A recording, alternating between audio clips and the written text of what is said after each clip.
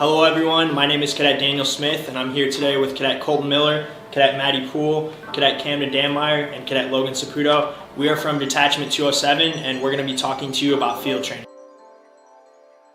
Rule number one, vitamin gummies, Yes. or vitamin tablets, whatever you want to call them. If you go to your flight every single night and you bring those, it just raises the morale across the board.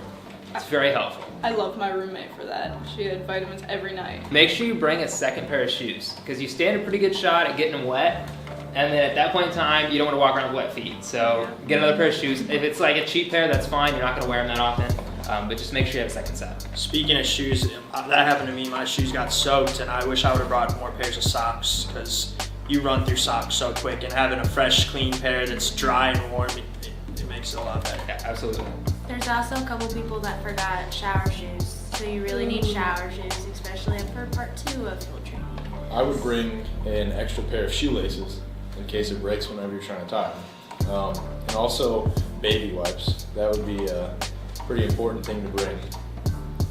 I definitely recommend face wash, deodorant, and gallon like Ziploc bags to put your FTM in, because ours got destroyed. If you It was don't so bring wet. deodorant, everybody's Yeah. not going to be But pleased. don't bring Axe spray, because we had someone spray that and it destroyed our hallway. It was awful. Febreze. Some places you'll stay might start smelling pretty bad after a while. So if you bring Febreze, that definitely The helps. fabric Febreze. Yeah, that. Yeah. Another thing that helped, because I got blisters the first day, and I had like foot powder, and that helped dry my foot out, so that was a good thing. Make sure to laminate your FTM. At least the front and back cover. And by laminate, like clear packing tape works fine. You don't have to use an actual lamination. Yeah. You just want to tape the front cover and the back cover. That really helps. Yeah, speaking on the foot powder, like baby powder, any kind of powder, just because the temperature down there is going to get really hot, so it's just, I was really glad I brought powder. Make sure you have a TSA approved lock, so then you can just keep it on your duffel bag and not have to worry about putting a lock on once you get to the airport. There's two types of locks. Like they have one that has a metal hoop, I'll call it, and that leaves a lot of room to kind of get in the bag. But they also make the kind that's like a cable instead of a hoop. You can wrap that cable around the lock or the clip twice, and then you definitely can't get in there that way. And that works really well for some stuff later when you're there. You'll have a drawer that you have to keep secure, and that helps that as well. And I'd say bring 2 locks because you never know what's going to happen to it, and having that extra will relieve a lot of stress. And then hangers is another thing. I know, not myself, but my bunkmate, his hangers broke in his actual bag before he got there, so I'd recommend bringing the metal hangers, or they have the metal ones with the white bottoms. Those work really well too. If you can get hangers that the little hook on the top swivels, so when you put your uniform on it, if you put it on backwards, you can just swivel the top. It saves you a lot of time if you mess up. And just relax. Like honestly, the first day you're gonna get there, you're exposed to a whole new environment.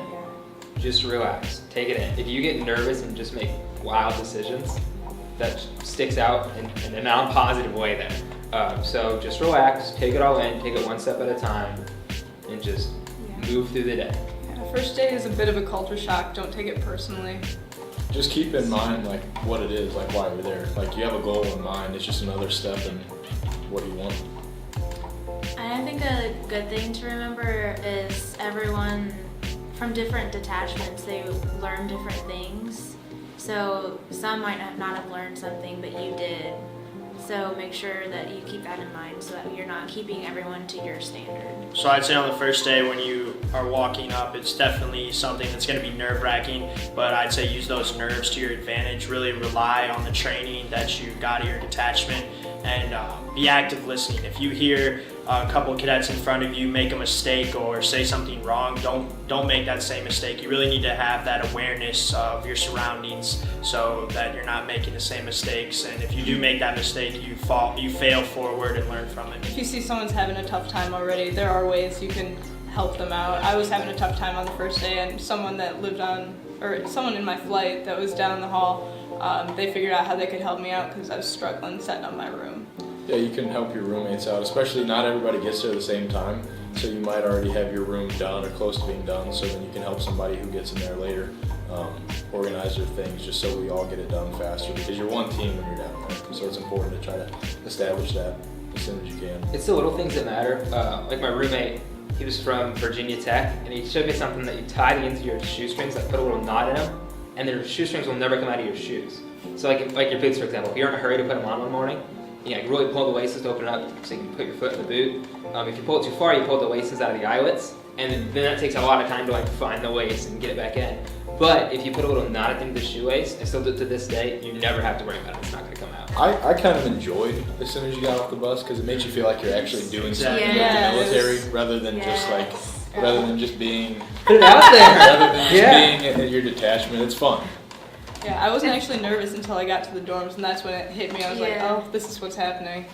You have people who show up and just have a terrible attitude the entire time, and it doesn't go well for them. You have people who care. You can tell they care right off the start, and that can make all the difference. You might not be the best at everything that you do, but if you care about it and you work towards it, that can be the difference between doing extremely well and doing, you know, in the mediocre range. So make sure you care. You need to care anyway for the end goal of this. What did they? Thank you. So, as you guess, you'll probably be waking up early.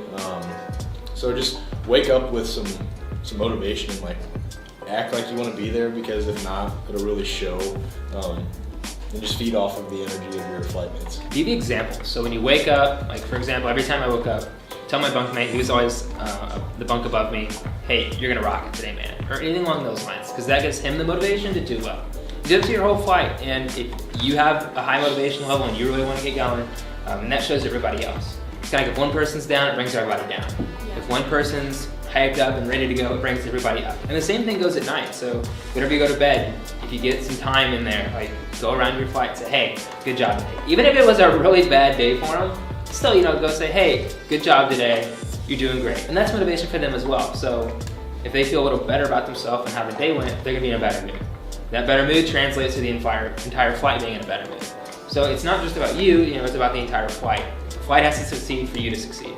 And that's the mission, the flight succeeds. Yeah, definitely just a backpack off that. You're going to wake up early, and it's going to be all day long until you go to bed and your head hits that pillow. So it's really just bringing that high energy, the high positivity to everyone around you. You're going to have these little moments throughout the day where you might be able to make your flight mate smile or something like that if you notice that he or she's having a bad day. And just make sure you pay attention and make them smile, you know? Enjoy yourselves down there. And take every opportunity to get to know your flight mates more, because that's probably the last time you'll see them maybe. So definitely take those opportunities. I know me and my roommate, every night we would fist bump and like, oh, 7 more days. And so that was kind of a little countdown that helped us get through it. Have confidence, know and be confident of your command presence, but also just be an active follower, because you're going to be doing tasks throughout the day where you need to be a follower at times and then you need to be a leader. So just being able to recognize that will really help you out. Don't throw your flight mates under the bus. Yeah, know the difference between being helpful and stepping on toes.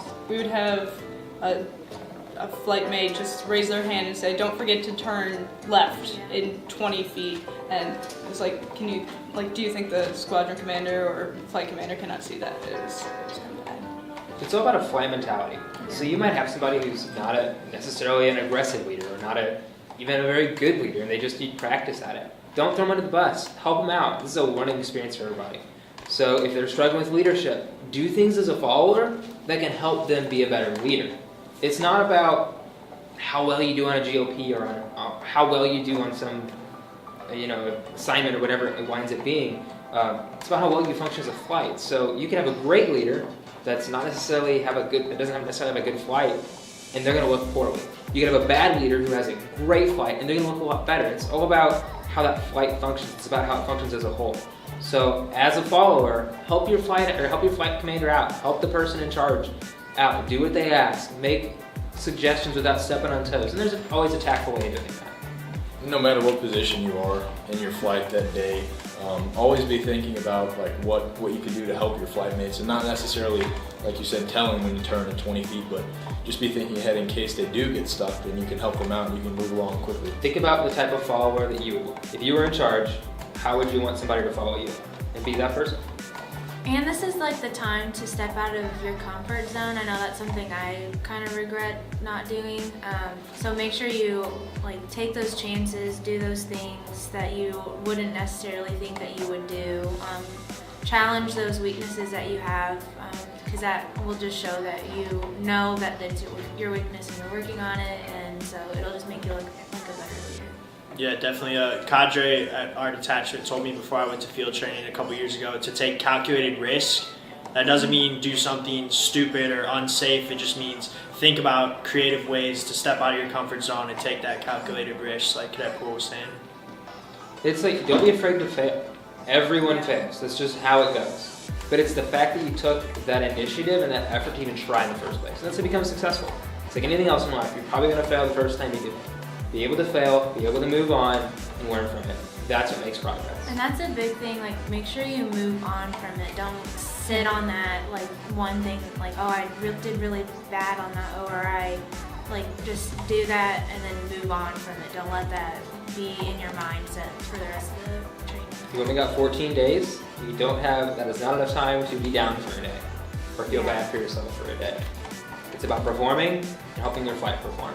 So take that initiative and take the opportunity. That's all we have for you today. We hope you enjoyed the video and learned a lot. If you have any questions, we ask you to comment below. And as always, like and share this video and also subscribe.